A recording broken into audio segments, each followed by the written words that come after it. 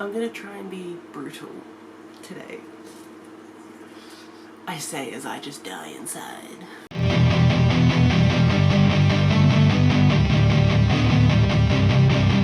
G'day folks, Wren here, and today we're going to do an unhaul with a bit of a twist. I need to put away the books that I hauled in January. They're still just sitting here. This is not my bookcase. This is not where books live. There's not much room on the shelves for these books. So I was like, you know what, why don't you just do an unhaul? And then I was like, well, why don't you be really brutal with your unhaul? Because I can almost guarantee there's a whole stack of books on these shelves that I don't actually care about. But then I was like, how can I set a goal without me actively setting a goal? So we're going to do a random number generator, chooses how many books I unhaul. And I'm terrified. I was originally going to do like, pick a number between 1 and 50. Maybe I'll do 1 to 75. I'm so nervous. Yeah, okay, we'll do 1 to 75.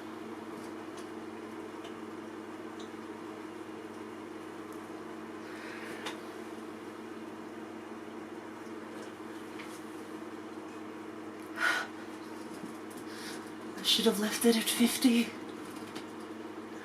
51? Oh my god.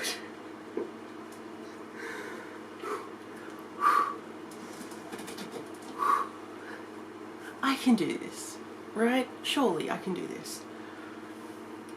51.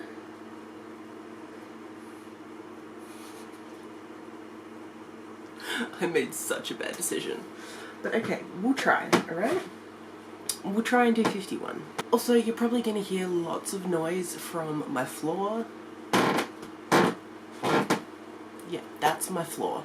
That is especially the floor right in front of my bookcases. So I'll edit out as much noise as I can, but you're probably going to hear it anyways, so deeply sorry.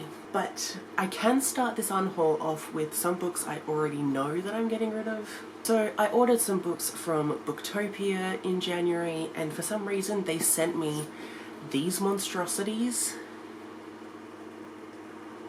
Why? It Ends With Us by Colleen Hoover. I have no interest in reading whatsoever. And Where the Crawdads Sing by Delia Owens. I also have no interest in reading this. Just like, I have no interest. I'm like, what the hell, Booktopia? Don't send me crap books. Send me good books. So that is 2 already. And then we'll go with some DNFs that I had from January. So I had Maphead by Leslie Howarth. This was a middle grade alien story, and I read like the first 2 chapters maybe. But this isn't for me. It was trying so hard to be like, just letting you know, the main character's an alien. If you didn't know, main character's an alien. Just FYI, main character's an alien. I'm like, yeah, I got it. I got it a really long time ago. And then we have Lifelike by J. Christoph. This I read the first couple chapters, maybe 100 pages in. I can't remember. I've taken the bookmark out. The premise was really interesting, but I really cannot get over the sexualization that happened early on in this book. So like, our main character is like digging through like scrap heaps trying to find robotic parts that she can use to make a new robot or something, and she comes across a lifelike, which is a robotic human, but they look so human that you don't notice. And so she finds the body of this person and she thinks that he's dead. She doesn't know he's a robot. She thinks he's dead, and she's already like, wow, he's so gorgeous, like look at his eyes and his hair, and just, oh, he was just stunning. And like, she kept going on about that, and then she was like taking off his shirt because in lifelikes there's like a coin slot like on their chest or something. So like, as she was doing it and like revealing his chest and seeing everything, it was very sexualized. And then even when she notices that he's a lifelike, so like he's not technically like a dead body that she's fantasizing about, she was still like going on about how attractive everything was. Which, like, it's fine to find a robot attractive, sure, but like it just keeps going. What the hell, J. Kristoff? This is the second J. Kristoff book that I'm DNFing because of sexualized teenagers. Actually, on this note, you know what I'm gonna do? We are getting rid of this one because it's another J. Kristoff, Empire of the Vampire. It's on my TBR, but going by the fact that the last two J. Kristoff books I've tried to read have just repulsed me within the first couple chapters, I'm not going to pick this up. J. Kristoff is not for me. I adore the Aurora cycle that he wrote with Amy Kaufman. One of my favourite series ever. I love it. I did not like Illuminae, but, you know, I at least like this one little series. But yeah, I'm giving up on J. Kristoff, so goodbye. And that's 5. Okay, we got only 5. Okay. Cool. You know, I had another, like, soft DNF in January, but I was gonna keep the book, but I have to unhaul 51 books, so... And that is Outlander by Diana Gabaldon. I got 230 pages into this, and, like, it was good, but then when I put it down, I had no interest in picking it back up, so I didn't. And I just decided that I would rather watch the TV show, which I then did, and like in one day I watched 8 episodes of it, so I was hooked. But again, now that I've stopped watching, I don't have any inclination to go back and watch.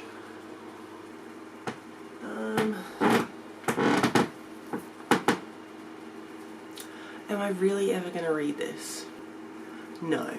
Like, let's be honest. Okay, so this is The Outsider by Melinda Metz, which is the first book in the Roswell High series. I watched Roswell excessively when it first came out. I was young teen, tween, something like that. I saw this book in an op shop and I was like, yeah, I'll pick that up. That was several years ago now, and I haven't picked it up and I haven't wanted to. I don't need this. I'm never gonna read it. There's one like way up in there, you can't even see it on screen. There's a book way up there that I know I'll get rid of, but I can't reach it because Chopper's in the way and I need a step ladder.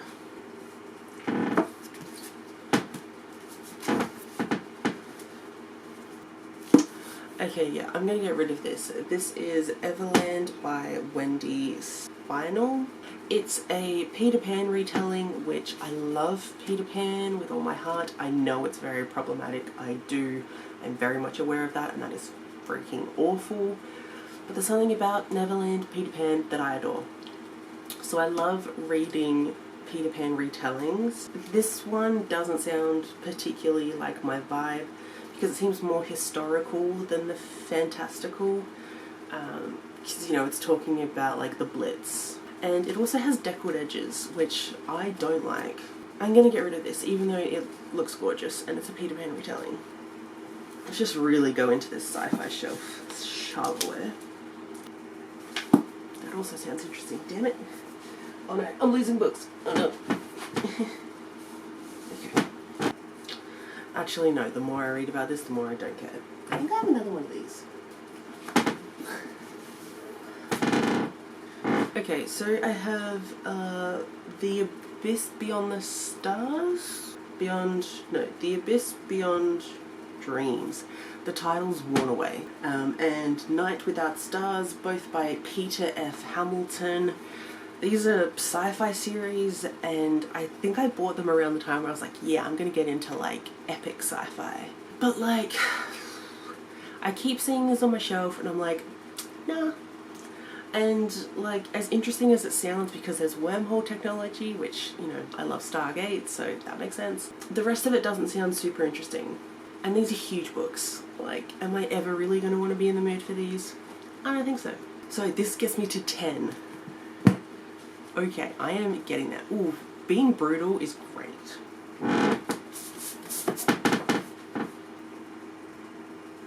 I don't know. I'm gonna put this and the next two in like a maybe pile, where like if I'm running out of books to unhaul, then I might get rid of these. Because, like, I don't know. Because I keep not picking these up. But they kind of sound interesting, but I'm still never reaching for them. So I'm not sure. So they're a maybe.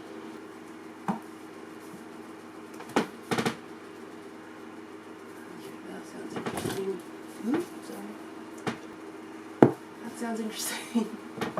I think I still want to read those. What even was this? Whoops. This doesn't sound particularly interesting. So this is Selfless Vibe by Aviva. Love the cover. It doesn't actually sound that interesting. Like, at all. Oh, it's Australian? Yeah, that would have made me want to keep it. But honestly, the synopsis doesn't sound particularly interesting. So, number 11. At least now I've made room on my sci-fi shelf that I can put up one of my whole books.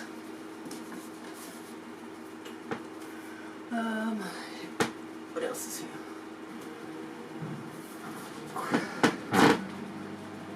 Okay, so this sounds cute, but I don't think I'm ever actually going to read it. It's The Best Party of Our Lives, Stories of Gay Weddings and True Love to Inspire Us All by Sarah Galvin. It's just a collection of essays from a bunch of queer couples getting engaged, having their wedding and honeymoon and their marriage. It sounds cute, but yeah, I don't think I'm ever actually going to read it. Okay, let's go to like this part of the shelf now. Can you even like see? Okay, so I moved everything so I can now stand in front of the bookshelves. And I managed to get the book that I said was way up there that I wanted to unhaul, and that is Reckoning by Magda Szubanski. This is her memoir. I like her well enough. I don't think I would want to read her memoir. Like, she's great, she's Australian, but okay. So, come closer, shall you? I don't think I want to get rid of anything here. Nope. Not finding anything. Is there anything shoved behind things? Yes. Okay, what is behind here? See, that's like, my shelves are just like this hidden treasure trove. There's always something behind all the other books that I have no idea about. Unfortunately, the little surprise behind I will keep. Actually, what is this? Yeah, I'm gonna get rid of this. This is The Matrix by Jonathan Aycliffe. Seems to be like I think the only reason I wanted to read it is because it's set in Edinburgh and there's magic, potentially dark magic. But yeah, I don't think I'm gonna read it. Okay, this is the mystery shelf. Which again, I don't feel like I want to get rid of anything. Actually, you know what? Verity by Colleen Hoover. Let's get rid of that. Don't think I want to get rid of anything else. Anything behind? There's a few things behind. So there's a book behind here that I'm never going to read. Ever. I don't think I should get rid of it. I don't think I can get rid of it, but I probably should. But I'm not sure if I'm ready.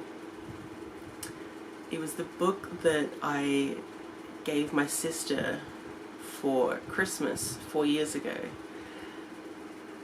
And, you know, on the 28th of December of that year, she passed away. And so her husband gave it back to me. I should get rid of it. I'm going to put it on the maybe pile, and hopefully by the end of this I will have like prepared myself enough to get rid of it. It's Widows by Linda Lapante?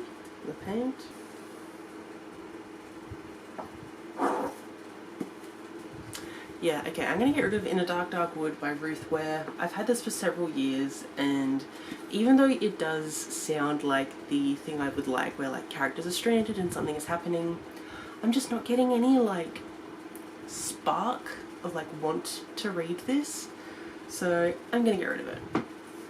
Be happy with yourself, Wren. You are accomplishing things. Now it's the queer shelf, which I'm telling myself I have to at least get rid of 5 books off my queer shelf. At least 5. I'm scared. I already have no idea.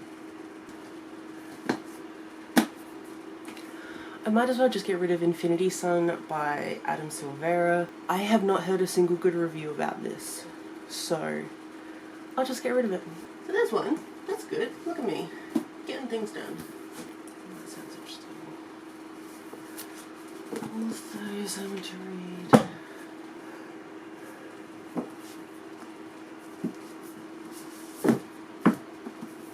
I actually want to read this. I think so. So I'll Give You the Sun by Jandy Nelson. I think I want to read this. Good job, me. And here's where it ends. I should definitely get rid of some of these, but it's so hard. That sounds kind of fun. I'm keeping all of these. Full shots. Do I actually... Some of these books are so shoved in there that I can't even get them. I think I'm going to get rid of On Earth We're Briefly Gorgeous by Ocean Young. This doesn't particularly sound like my kind of thing. This whole like generational thing, and I think it's told in like letters and we're jumping through time. So yeah, I don't think this is my thing. So I'm going to get rid of this one as well. So proud of myself right now, you have no idea. I was gonna potentially get rid of this, but it says they're doing a production of A Midsummer Night's Dream. I love that. Dang. Keeping the rest. Of course I am. Of course. Maybe I'm keeping all of those as well. Come on, I only need a few more. I think I might actually get rid of Captive Prince by C.S. Pacat. I keep hearing a lot of people talking about this recently, but all the things they say about it aren't really things that I'm ever interested in. Like, this is definitely more of like a dark story. I hesitate to call it a romance, and the only reason I ever wanted to read it was because it was queer. Getting rid of this one too. Alright, I technically only need one more. One more of the queer shelf. I still want to read that.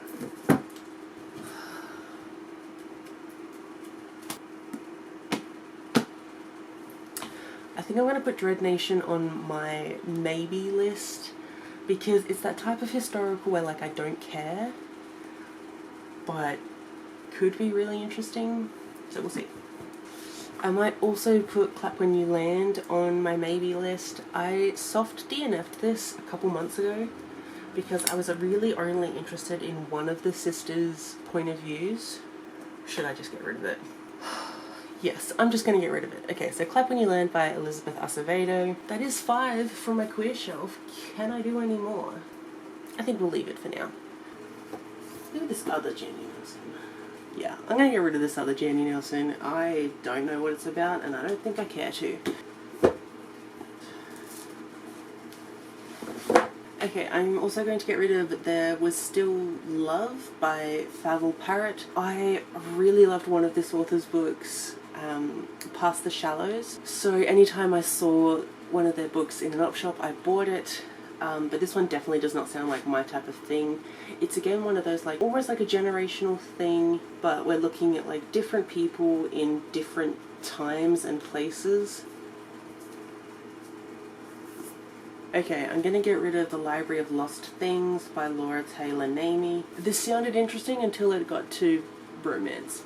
Because it sounded like this girl that is just constantly stuck in her books to escape the fact that her mother's a hoarder, but a new property manager wants them to keep the place better. That sounds interesting until it talks about former teen pilot with an unexpectedly shattered future walks into her bookstore where she works and straight into her heart. Couldn't care less. Yeah, I'm gonna get rid of Hamnet by Maggie O'Farrell. The only reason I picked it up is because it was all over Booktube for a while. I have no interest in this. I'm like almost halfway there, and I'm already mostly down my shelves. Crap.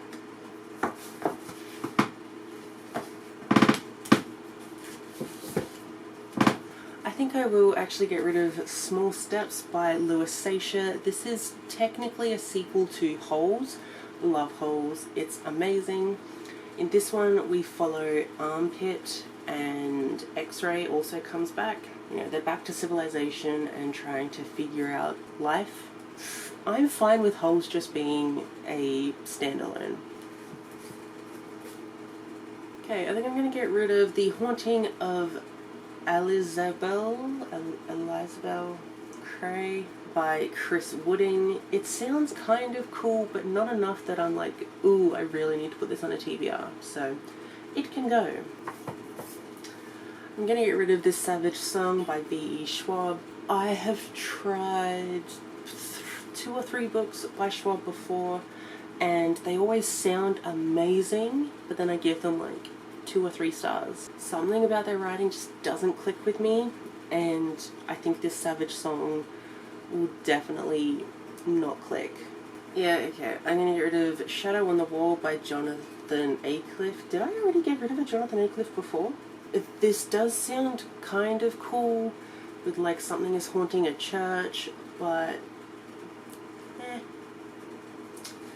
yeah, I'm also going to get rid of Tiger Heart by Penny Crimes. While it sounds really interesting of like, you know, a girl forming a friendship with a tiger, I'm very much here for that.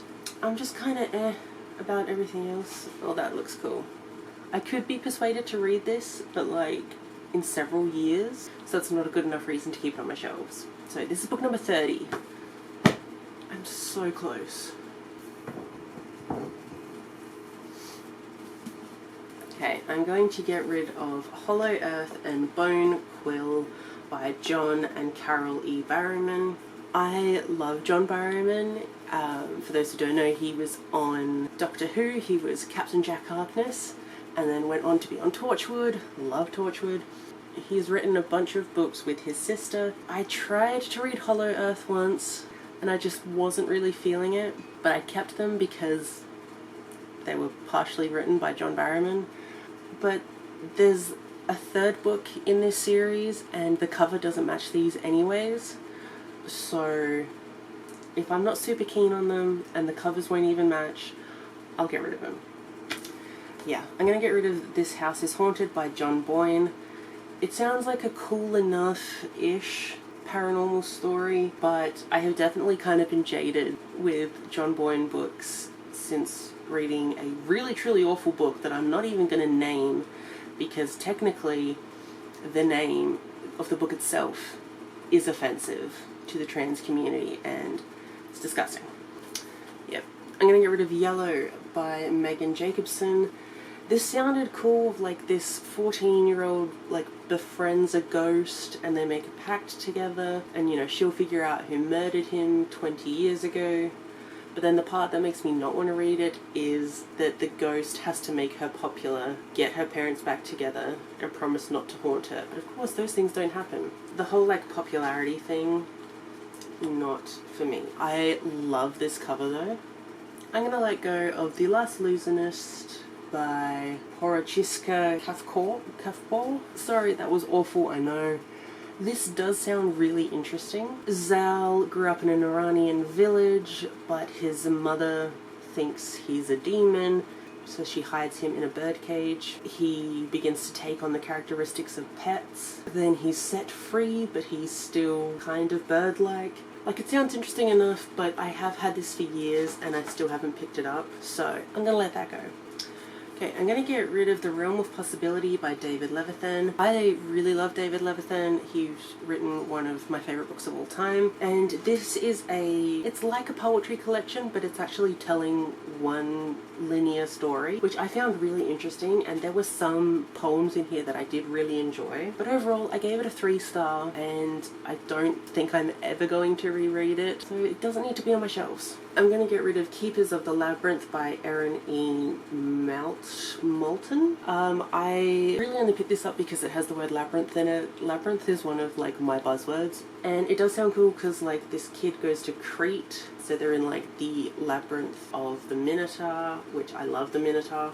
Like, I'm not particularly interested otherwise, so I'm gonna let it go. Okay, so the first of this book, the Alexander series by Valerio Massimo Manfredi. Book 1 is on my self-destruct list, and I do have book 2, but I honestly can't see myself loving the series enough to want to continue it, so I'm just going to preemptively get rid of book 2.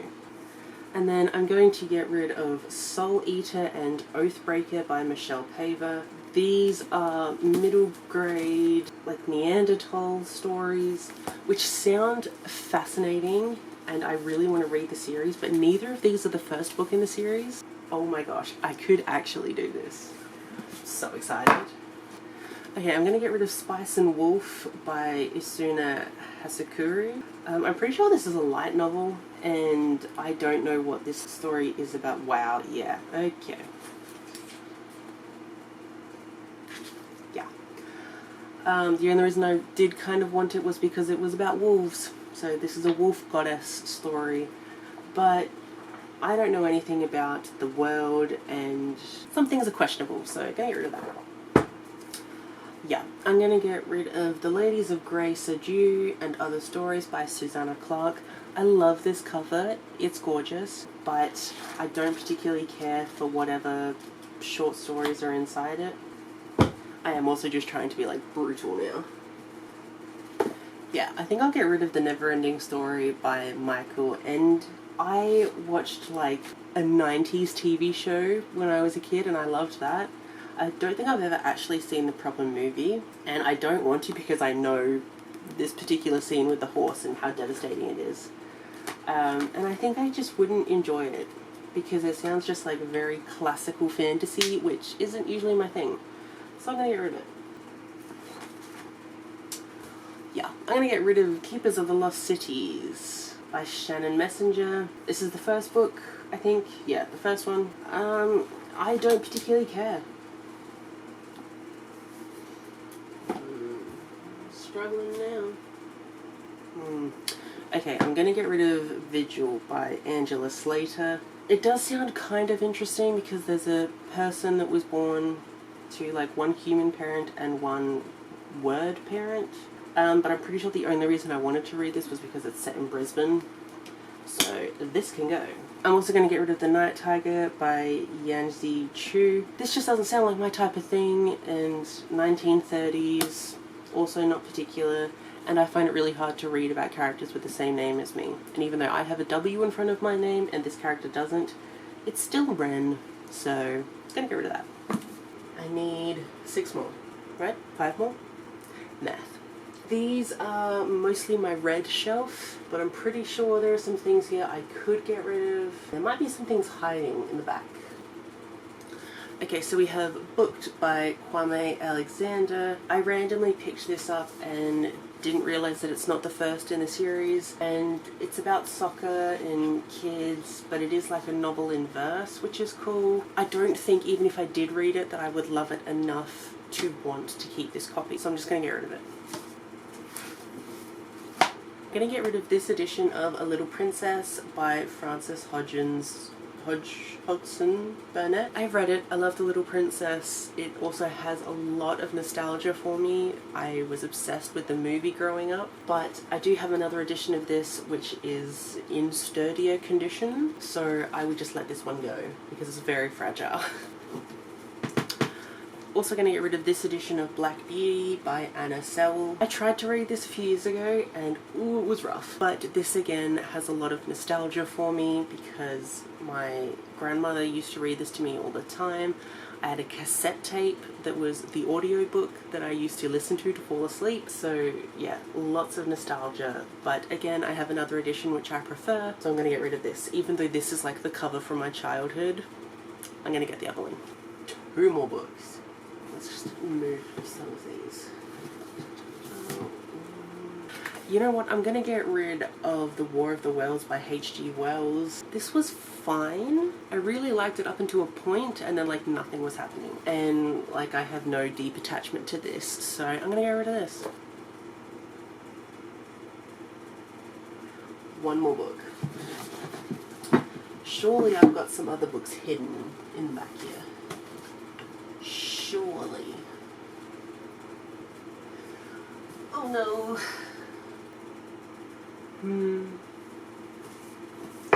Yeah, okay. I'm gonna get rid of Warcross by Marie Lu. I liked the concept, I liked the game, hated the romance, didn't like the main character, and I'm not continuing the series. So that's 51.